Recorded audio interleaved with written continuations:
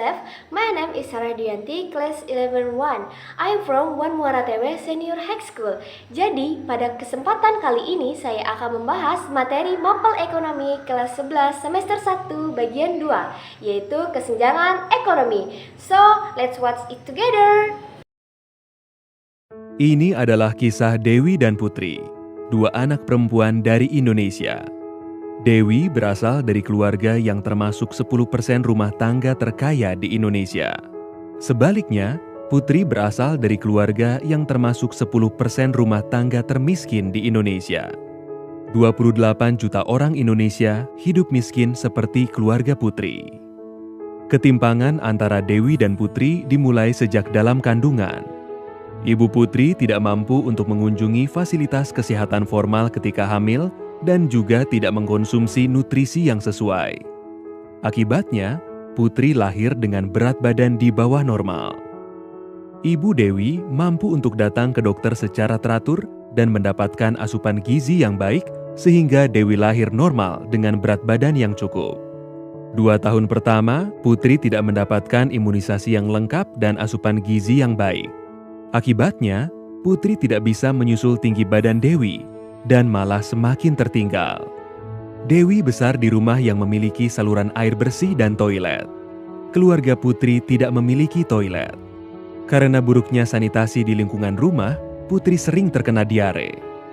Penyakit diare menyebabkan pertumbuhan Putri semakin terhambat, sedangkan Dewi terus tumbuh sehat dan tinggi. Kesenjangan antara Dewi dan Putri semakin dalam ketika mereka memasuki usia sekolah.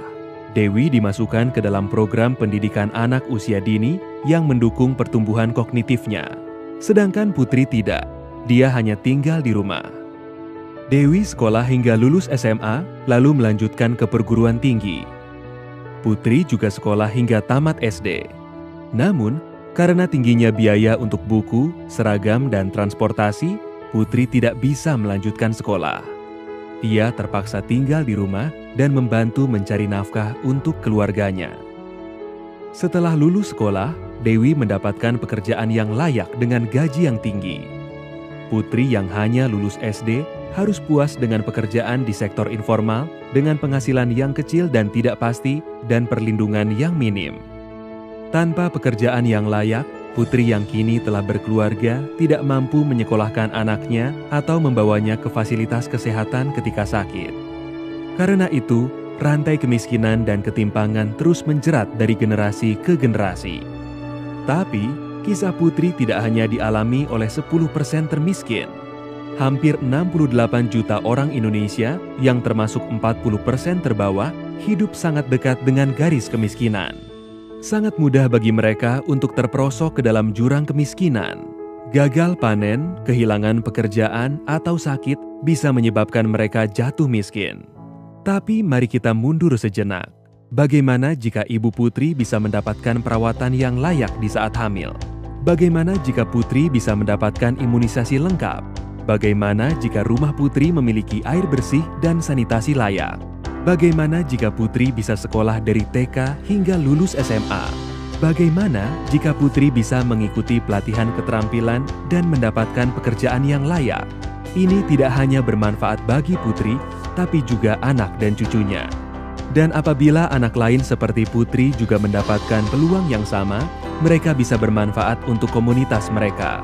Dan pada akhirnya, mereka akan bermanfaat untuk Indonesia. Tapi ini semua dimulai dari memberikan Dewi dan Putri kesempatan yang sama. Pada ilustrasi video tersebut, terdapat adanya perbedaan layanan kesehatan dan pendidikan yang diterima oleh masyarakat dengan ekonomi menengah atas dengan ekonomi menengah ke bawah. Jadi, apa sih sebenarnya yang dimaksud dengan kesenjangan ekonomi? Kesenjangan ekonomi biasa dikenal dengan kesenjangan pendapatan, kesenjangan kekayaan, dan jurang antara kaya dan miskin, mengacu pada persebaran ukuran ekonomi di antara individu dalam kelompok, kelompok dalam populasi, atau antar negara. Kesenjangan ekonomi atau ketimpangan ekonomi juga dapat didefinisikan sebagai kondisi tidak seimbang yang terjadi di masyarakat berdasarkan aspek ekonomi, di mana aspek ekonomi dapat terlihat dari tidak seimbangnya pendapatan masyarakat. Robert Chambers menyatakan bahwa kesenjangan sosial ekonomi dapat didefinisikan sebagai gejala yang timbul dalam masyarakat karena adanya perbedaan batas kemampuan finansial dan lainnya di antara masyarakat yang hidup di sebuah wilayah tertentu.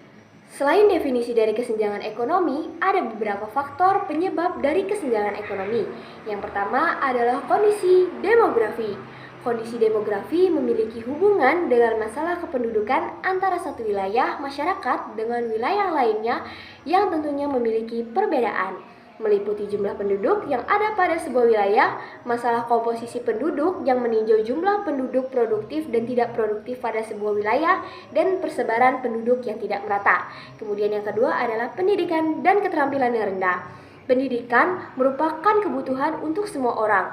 Namun, ketika seseorang mempunyai pendidikan dan keterampilan yang rendah, maka hal itu membatasi seseorang untuk memperoleh pekerjaan dan pendapatan yang lebih baik. Kemudian yang ketiga adalah pendapatan yang tidak merata. Akibatnya, setiap individu sulit untuk memenuhi kebutuhan sehari-hari atau mengakses layanan penting seperti pendidikan dan kesehatan. Yang keempat adalah infrastruktur yang buruk. Buruknya infrastruktur juga dapat meningkatkan biaya logistik dan harga barang, membuat daya beli orang miskin semakin jauh. Yang terakhir adalah tingkat pengangguran dan konsentrasi kekayaan. Kemudian selanjutnya adalah dampak dari kesenjangan ekonomi. Kesenjangan yang terjadi dalam bidang ekonomi memberikan dampak negatif yang cukup merugikan kehidupan beberapa lapisan masyarakat, seperti pemukiman kumuh, kriminalitas meningkat, kemiskinan, konflik sosial, kecemburuan sosial, keamanan, tingkat pendidikan yang rendah, kesehatan menurun, hilangnya rasa persaudaraan, sulit dalam menentukan target pasar, jumlah tenaga ahli terbatas, pendapatan nasional menurun, pembangunan nasional terhambat, dan kesejahteraan menurun. Solusi mengatasi kesenjangan ekonomi. Mengatasi kesenjangan ekonomi bukan hanya menjadi tanggung jawab pemerintah saja, tetapi juga seluruh lapisan warga masyarakat. Dengan demikian, dibutuhkannya adanya sinergi dan kerjasama antara masyarakat dan pemerintah. Berikut ini adalah beberapa solusi yang bisa dilakukan dalam mengatasi kesenjangan ekonomi. Yang pertama adalah pendidikan.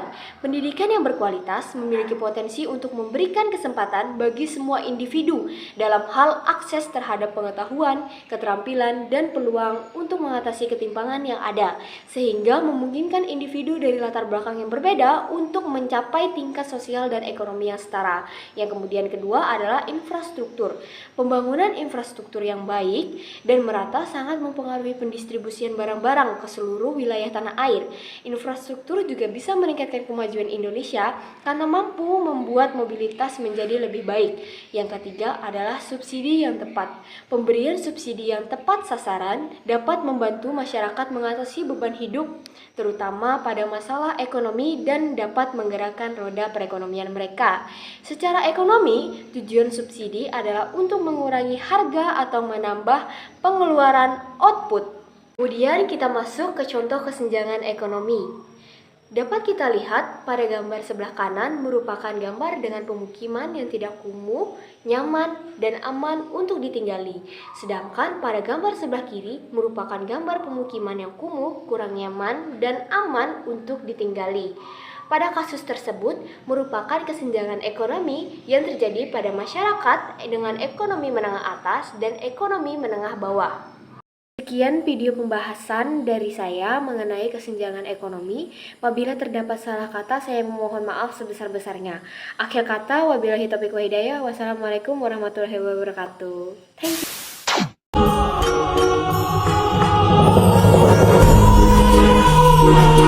Thank you.